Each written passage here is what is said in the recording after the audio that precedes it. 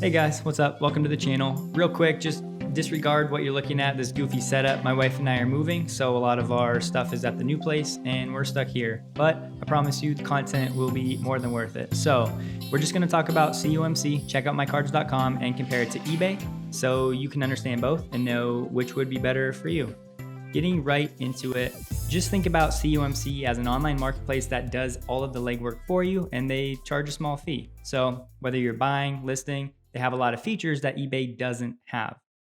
So this screen, what you're looking at, these are basically 8 things that they take care of. They identify which cards that you send in. They evaluate the condition of them. They scan the front and back and upload pictures. They put them in your account, and then they'll actually go ahead and advertise them. They sell them on COMC, on eBay, and they also have a deal with Amazon, so they can list your card on 3 different platforms.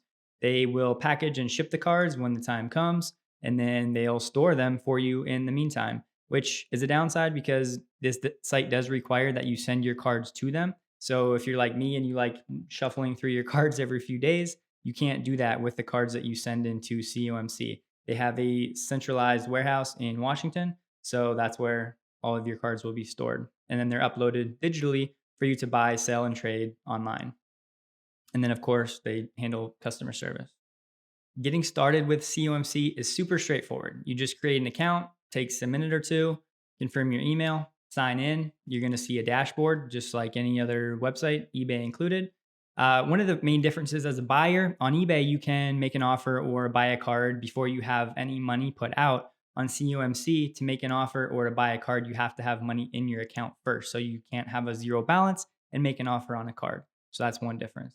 That being said, once you upload, let's say you put on $100, they give you the full $100. They don't take any fee out there, which is nice. It's pretty instantaneous. And then once you have an account, you can get to work buying cards. Pretty straightforward, making offers very similar to eBay. And then once you buy a card, they essentially transfer that card digitally from the person you bought it from to your account. And then from there, you can change the price. You can request that they ship it to you. You have a ton of different options, which we'll cover in a minute. Now, I'm sure a lot of you are concerned about the fees, right? What are the main differences between COMC and eBay? So I could get way into the weeds and make this video super long, but I'm just going to give you a very handy rule of thumb. If you're looking to sell cards less than roughly $150, you may be better off from a fee standpoint selling on COMC. It's a great site for commons of popular players and less valuable cards. If you are selling cards more than $150, and you want to sell them quicker than someone who maybe has more time or more patience looking to offload the cards, you're probably better off on eBay. The way that the fees break down between eBay's final value fee and the percentages that each site takes, that's just where the math evens out. So less than 150, you may do better on COMC. Above 150, you'll probably want to be on eBay. Now, because I know a lot of you will just want somewhat of an idea, with COMC, they have different service levels, as you can see on the left. This is basically the time from when you send it in to when it's going to be uploaded and posted in your digital account, everywhere from 1 week up to 3 months. So basically, the standard rate is 35 cents per item. At this rate, you have a minimum of 100 items. So all that means you'd have to send in 100 cards, and then that will take approximately 3 months for them to upload them. And that's where everything that they do, it takes time. And this is part of where they earn their money up front. They're going to do taking pictures of the cards. They upload descriptions, everything that goes into creating a listing like you would on eBay. They take care of all of that for you. And that's a really big benefit for a lot of people, especially if you don't have a high quality scanner or high quality camera to upload quality images. That's a huge part in people buying cards online nowadays, because as a buyer, you want to know the quality of the card, especially if you're going to submit it to get graded later. So that's a huge competitive advantage. And this also ties right into the main thing with COMC, it's a time saver. So obviously time is money, and depending on what you want to do and what you don't want to do, people hate the part of eBay where you have to ship cards and sell them and pull them from out of your inventory. And there's just a lot that goes into it, more so than you would think. And then this is where COMC comes in. They do all of that for you.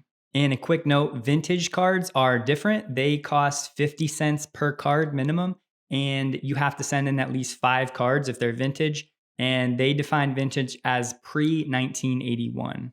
And as mentioned, COMC does also list your cards on eBay, and they can do it on Amazon as well. So you're looking at the eBay auction prices. Now, I won't get too into the details. Just know this is one drawback of COMC. It's that you're not going to be as competitive with your eBay listings because COMC adds additional fees for them because they're going to have to pay the listing fees and the selling fees and the final value fees and do that work to post it. So, basically, to simplify it, you want to focus on COMC having the very best prices, which you set in your COMC dashboard, be competitive there, and then let the chips fall where they may when it comes to that same listing on the eBay platform.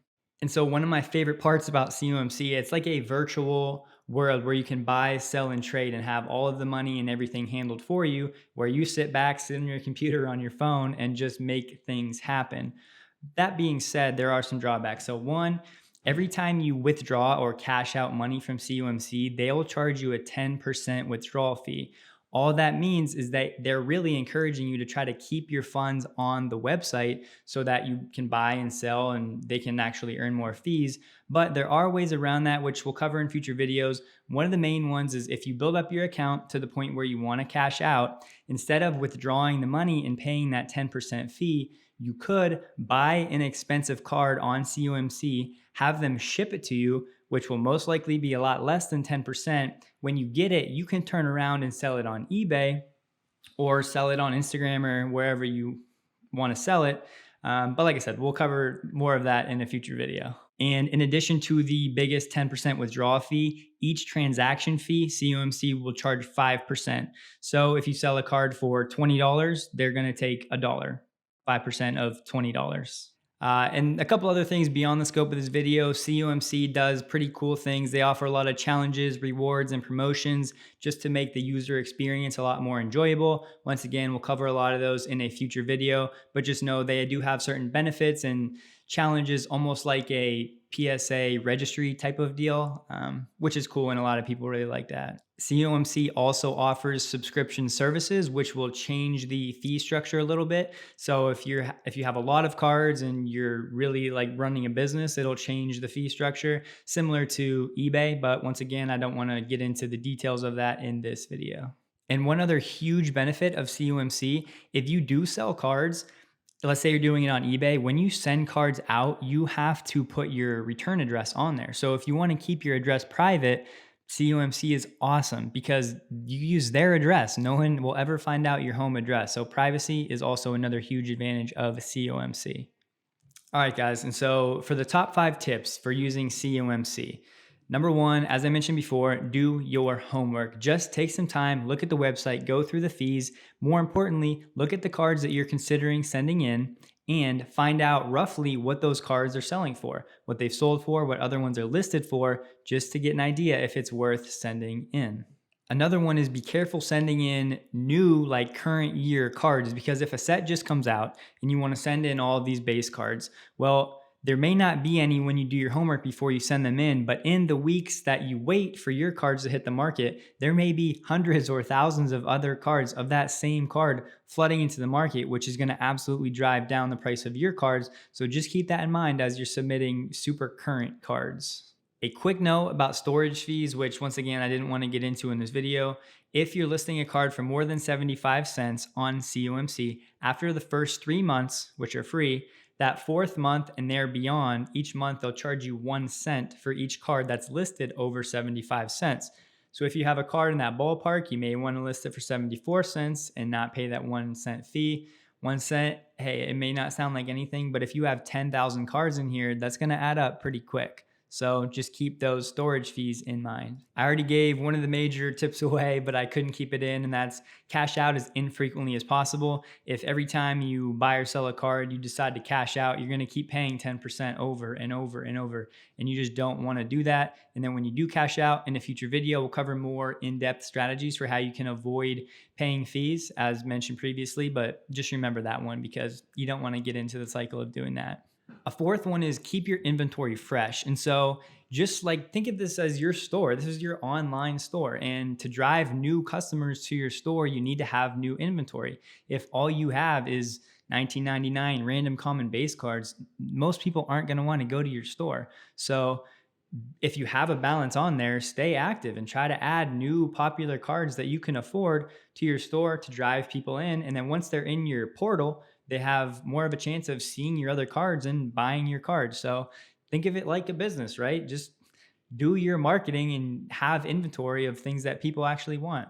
And so last thing, guys, I know there's a lot of trust involved with using COMC because you're sending your cards, your collection to some strangers somewhere else that are going to store your cards and do everything for you. And you really don't know what's actually going on behind the scenes.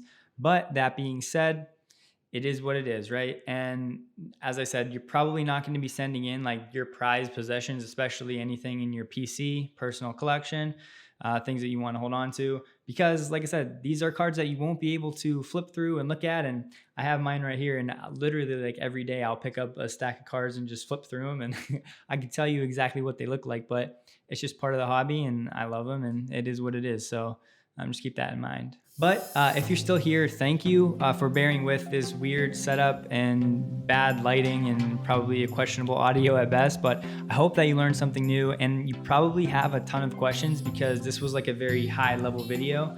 But it's with the intention of having future videos cover more of the detail. And if you have questions, as always, just drop them below. I'll read every comment, respond to every comment. I actually run another Tesla YouTube channel full time, but this is where my heart and it's the passion of mine. I love it. And it's just at a point in my life where I'm able to create content and do it. So I'm happy, definitely want to help grow the hobby from a collecting standpoint and an investment standpoint. So thank you guys for watching. And yeah, I look forward to the next video.